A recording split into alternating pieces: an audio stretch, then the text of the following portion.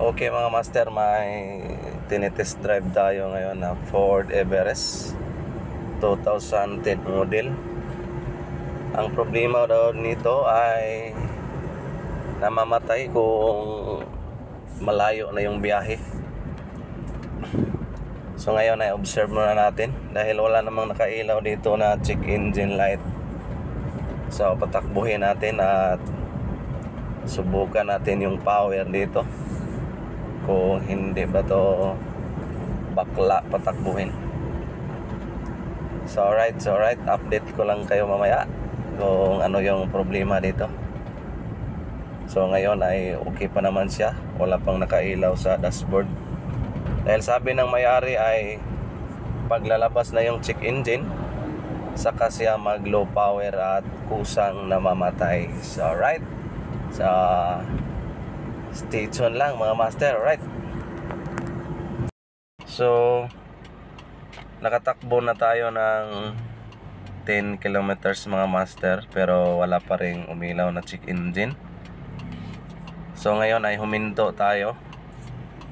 Tingnan nyo yung RPM niya, hindi siya makaabot sa red line. At saka pag RPM natin ay dito lang siya sa 4,000 RPM at kusang parang hihilain yung gauge.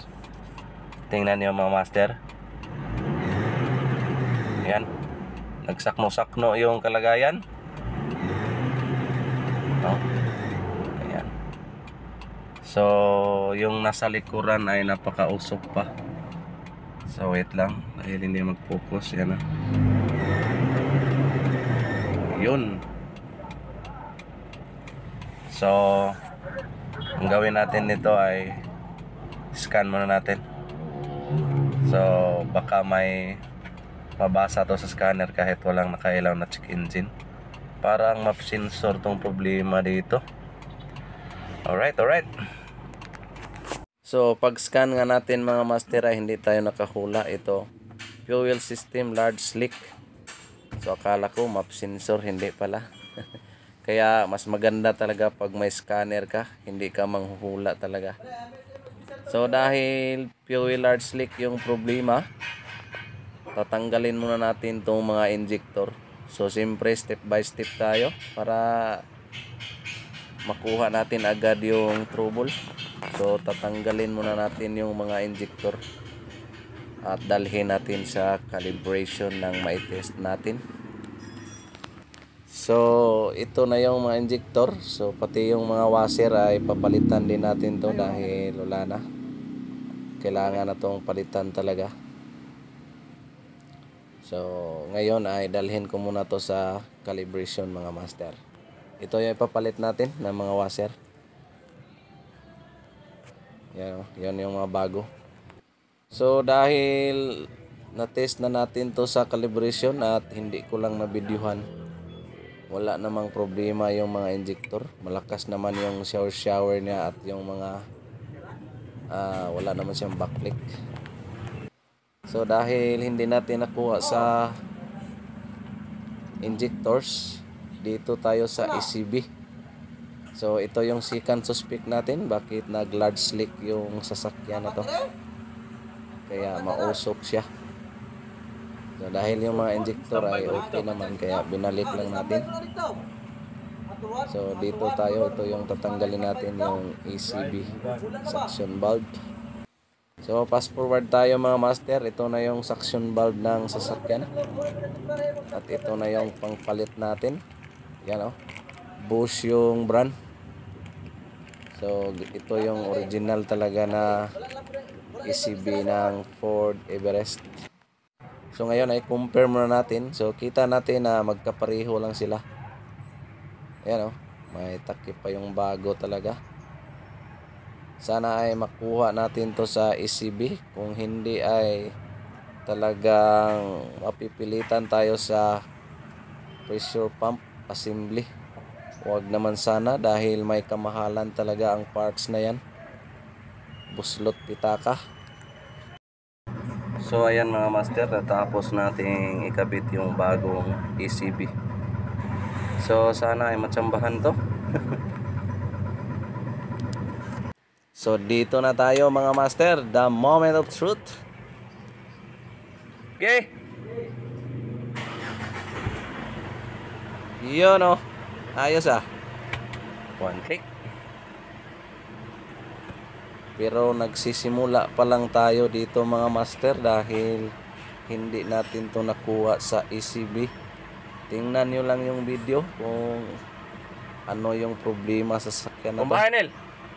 Dahil akala ko ay okay na, pero hindi pa pala. Huwag kang kukurap.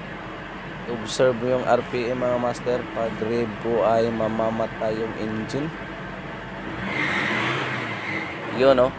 Umilaw ang check engine tapos namamatay. Patay siya.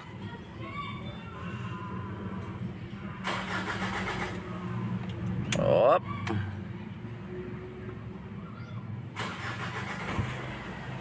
Kita natin na madali naman siyang paandarin, pero pag RPM ay kusang namamatay. So ano kaya ang problema dito? So Yan's Mechanic, kaya ang trouble na to. Shut off siya. So kita natin mga master pag RPM mo ay mag shut off siya. So ngayon natin malalaman ang diskarte mo, Mr. Yan's Mechanic.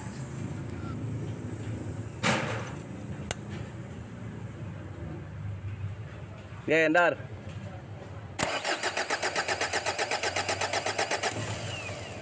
Okay. Okay. Oops. Sa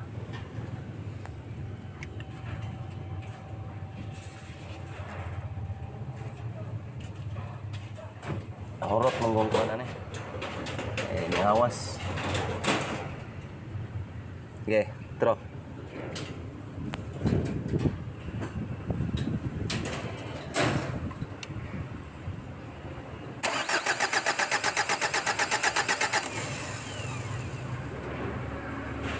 Okay.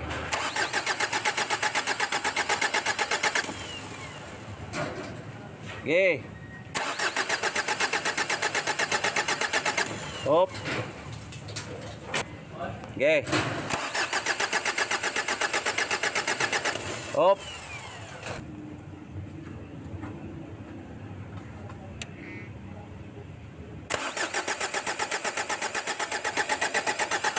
Oops. Okay.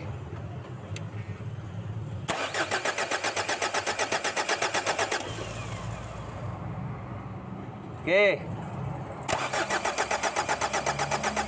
Oops. Hindi naman on wonder. Ayan ah.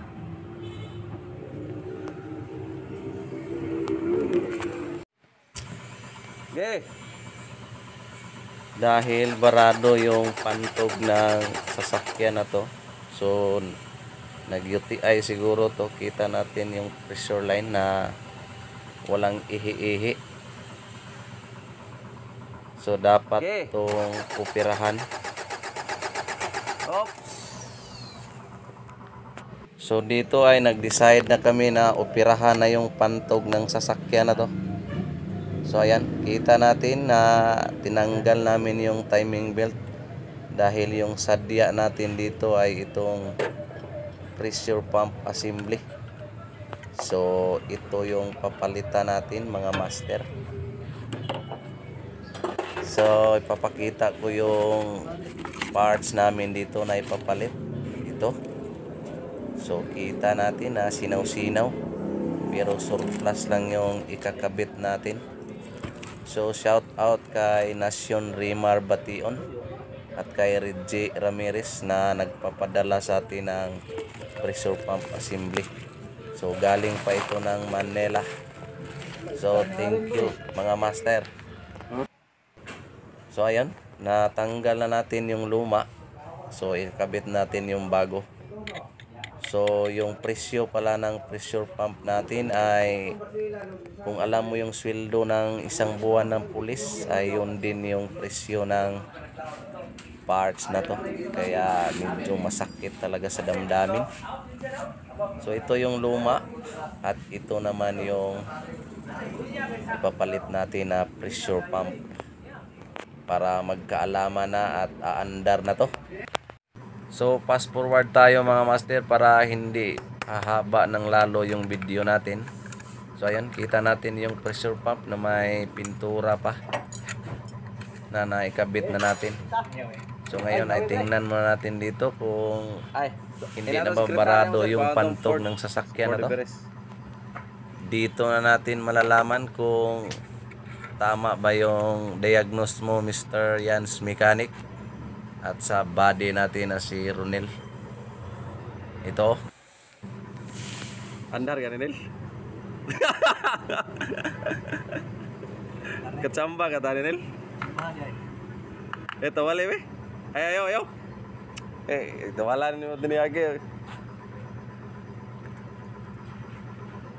Pagawas sa ito, krodo dari. Naalay mo gawas krodo ani. Redondo aja.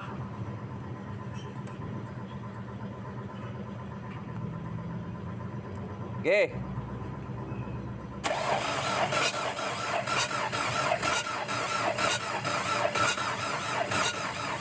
Hop.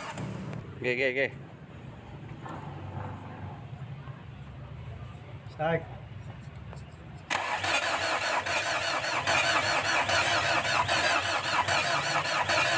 Yo no. Okay, sira. So ayun, kita natin na malakas na yung pugsit-pugsit niya. Hindi na barado yung pantog. Siguradong aandar na to. So dito muna tayo sa number 2. At kung malakas ba yung ihi-ihi din dito.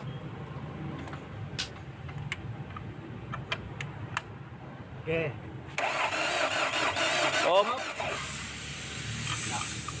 Yun, kita natin na mayroon ding ihi-ihi ang cylinder number 2.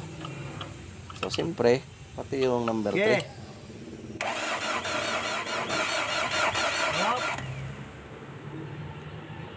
Pagkatapos nating i-bleed lahat ay dito na tayo. Okay.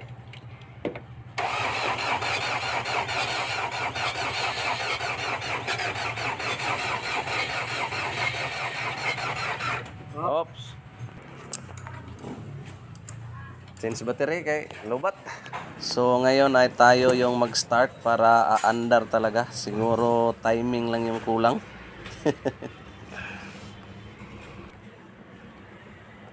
Ay. Okay.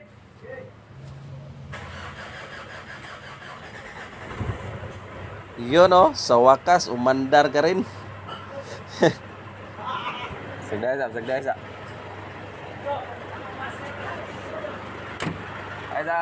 na siya.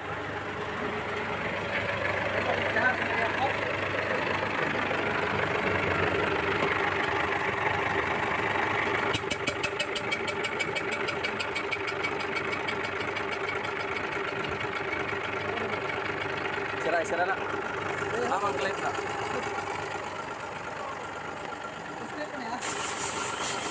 Umandar din. Medyo pinahirapan din tayo nito mga master. So ngayon ay kita natin na tumituyok na talaga yung yung engine.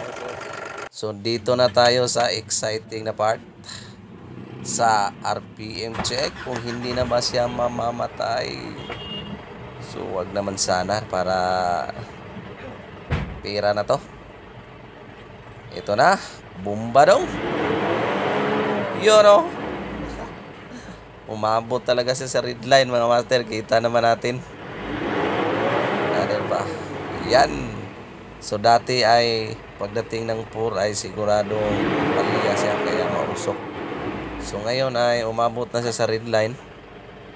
So ibig sabihin ay okay na to. So thank you Lord. Hallelujah. So ngayon ay test drive na natin para siyempre magkaalaman na natin kung dapat naman natin tong pauwiin. Alright? So ngayon ay kita natin na nag-test drive na kami. So medyo malayo na yung pinuntahan namin at sa awa ng Diyos ay hindi na siya pumapalya at hindi na namamatay. Medyo mahaba na yung kwentuhan nga namin dito sa loob. So maraming salamat nga pala mga master sa solidong sumusuporta sa channel natin. God bless ating lahat.